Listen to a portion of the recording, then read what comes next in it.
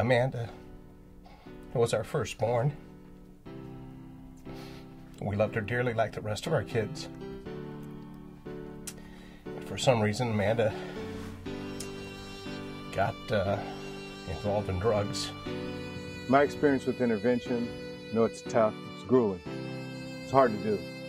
The idea of standing in front of someone or sitting in front of someone and telling them that you want them to get help is tough. She was struggling with her identity, and that's where she kind of fell into this other ground, and we lost her.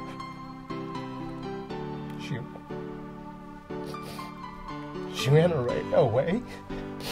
She got involved with drugs. Our family was torn apart.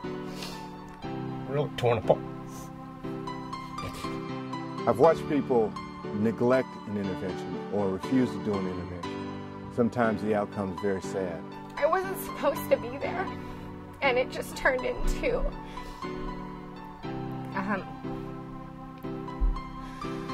a situation where my parents kind of just unloaded and I checked out emotionally.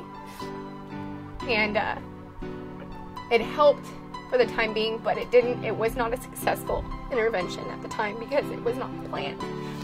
Because that person is frustrated once a tragic event happens, that they haven't done what they're supposed to do to get that person help. And this is the part that really confuses me and frustrates me more than anything, is that anytime you have something that's going on that's this serious, that what you want to do is make sure that you stop it as soon as possible. Interventions work because people care. And when faced with the reality of caring, a person has no option but to allow that help to occur. At one point, when you find letters that she had written about taking her life,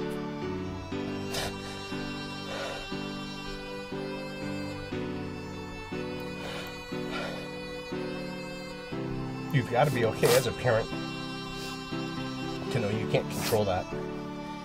And if that's her choice, it's her choice. It's not what I wanted for her. This isn't the life I looked for her. I love her. And in this intervention, we found that inner peace with ourselves. Because it was destroying our marriage, it was destroying our lives, we could have ended up taking our own life. That's how bad it got. I see interventions as always a positive event. The reason why I see it as a positive event is because the family gets an opportunity to say what they need to say. And the addict or alcoholic or person struggling with a drug or alcohol problem has the opportunity to get the help. And it makes it their decision. The family often finds that once you talk to that person, everyone gets on the same page. And then the boundaries can be set. The goals can be met. The opportunity is there. What we do know is that the brain has what we call plasticity. And that means that it's able to adjust to environments and circumstances.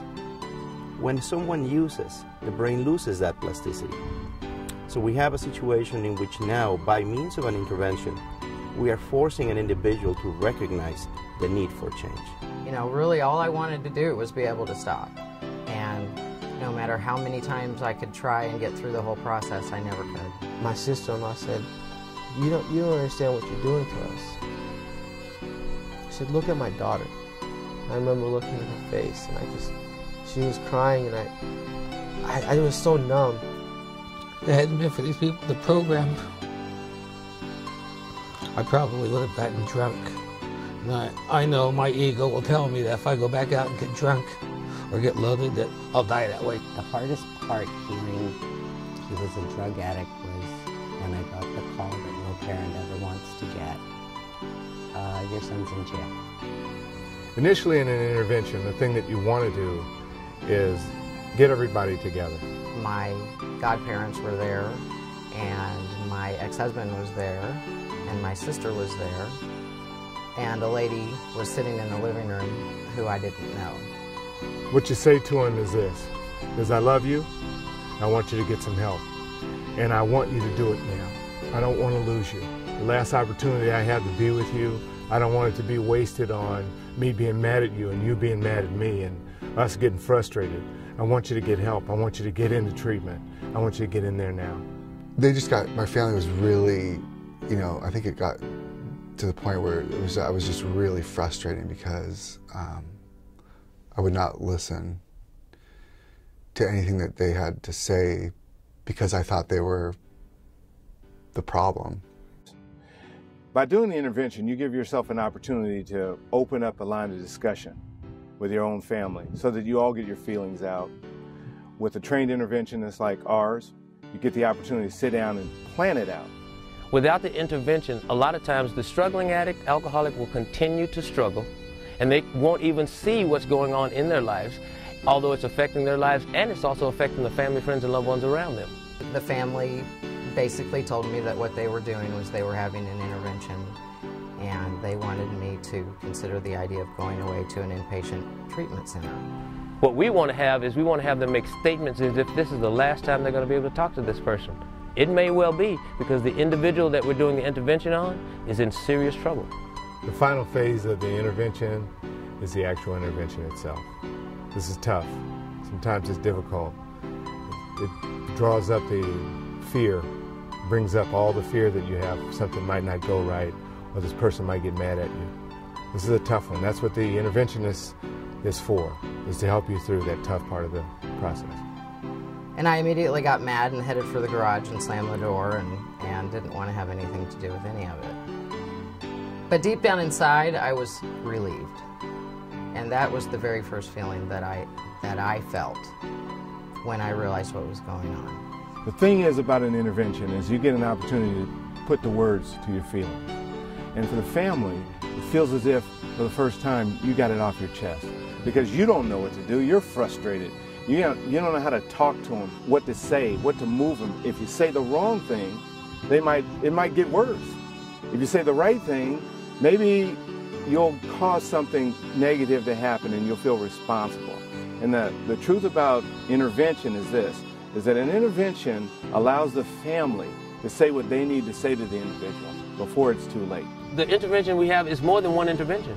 The intervention we have is, the first one is with the client on the phone or the family member on the phone to get the client to want to come to an intervention or get the client to want to come to treatment. I think a lot of us are really afraid to talk about it because you don't want people to think different of you as a father or a family. But you learn quickly that this happens to all kinds of families. It doesn't matter if you're rich, poor, broken family without, a father or mother, any of that. Usually when you come into treatment, you hate yourself. You look in the mirror and you can't stand the sight of the person on the other side of that mirror. What we're trying to pull out of the addict is the behavior that they haven't noticed because it has been a part of what they've been doing. We're trying to pull out that those are patterns that can be changed. And the thing is the addict, in their active addiction, is only looking at being satisfied. You get to the point where you feel as if, I don't want to do this anymore. Maybe I should give up. There's no hope. Why try anyway? I don't really want to live without feeling good. I know I can make myself feel good. And then when that person goes through the experience of being in 449 and they get on the other side, they have this energy about themselves, this zest for life, the idea that, I can have my life again and I can do things that are positive. It is possible to get your life back. I love being clean and sober. I have my life back. I'm no longer a slave to my old behaviors and my attitudes and drugs and alcohol. It's been fun. I've enjoyed my life today since I've gotten sober, and I wouldn't trade it for nothing. Not anything in this world. If it wasn't for 449, I don't know where I'd be right now. But right now, they've given me everything, and they did it because they wanted to. The moment that I gave it up, everything started to change. Sobriety is like a new life. Sobriety for me is the opportunity to do things I never got a chance to do. It actually takes me where my imagination want to go. Life when you're clean and sober is the most amazing experience I think a person could have, especially when you've known what it's like to be on the other side. 449 has helped hundreds of people. Their lives have totally changed. It has helped the individuals and has also helped the staff. We can help you. We've helped families get their loved ones back. We've helped individuals get themselves back. We can help you. We're here to carry the message that there's some hope, that we can help you to turn your life around. Watched you coming here a wreck, to see you get your pride back, your self-esteem back, be able to get your whole family back, those things that you thought you had lost. When you see someone turn their lives around, it's the best thing, the best experience that you can have. And I love doing what I do. Contact us today to arrange an intervention for a friend or a loved one. You can easily schedule an intervention or consultation online with one of our counselors. Don't waste another moment, as a life depends on it. Call us today at 855-449-4490. That's 855-449-4490, or visit us online at www.449recovery.org. Help is waiting for you.